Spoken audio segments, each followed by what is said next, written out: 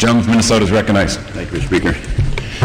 Thank you, Mr. Chairman. I rise today to offer this amendment, and interesting listening to my colleague on the other side of the aisle, why I did not support the underlying bill in the first place. I think we may part company at that point, because I want to thank the chairman for the work that he's done, because the one thing that I hear is, and I heard it yesterday as we watched our new president be sworn in, now is the time to put the childish political bickering aside. Offer us something that works. If you don't want someone in the boardroom, don't take the money. But the American public are asking, and the economists are asking us, what needs to be done to move this economy. I do not support the money going. I do not believe that the American public was served well in it. It does not mean that I'm not willing to offer changes to improve it overall. So my amendment, and what I ask the chairman to accept in this amendment, is to ask for the oversight that needs to be there, not for the members of this body and not for the accountants, but for the American public. If an institution is going to take this money, then have the courage to publish it online so every person in every library and every home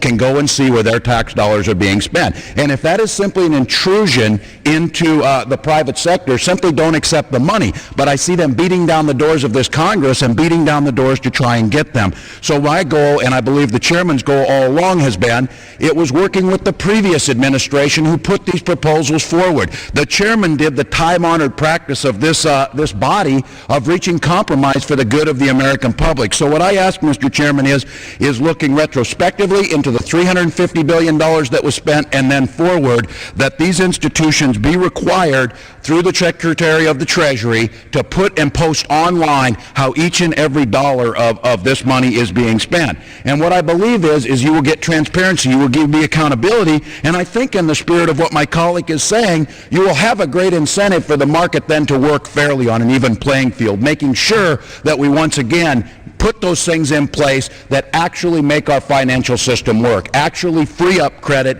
and get our economic system moving. So we're here to work on those problems that most affect average Americans. We may disagree on how to get there, but there's no denying we're at a point in our nation's history where political bickering won't get us there, where non-transparency to the public is the wrong way to go. So, Mr. Chairman, I thank you for having this opportunity to put forward this amendment. The amendment is very simple, and it simply states online publication of periodic reports. The Secretary shall make publicly available on the Internet each report made in accordance with paragraph 1. That simply says at least quarterly they'll put out how they're spending our money. So I want to thank the chairman for giving me this opportunity. I want to thank the ranking member for coming today and debating this issue, which we owe it to our constituents to solve. So, Mr. Chairman, I yield back to the balance of my Gentleman's time has expired. The question is on the amendment offered by the gentleman from Massachusetts. All those in favor say aye. All those opposed, no. The opinion of the chair, the ayes have it.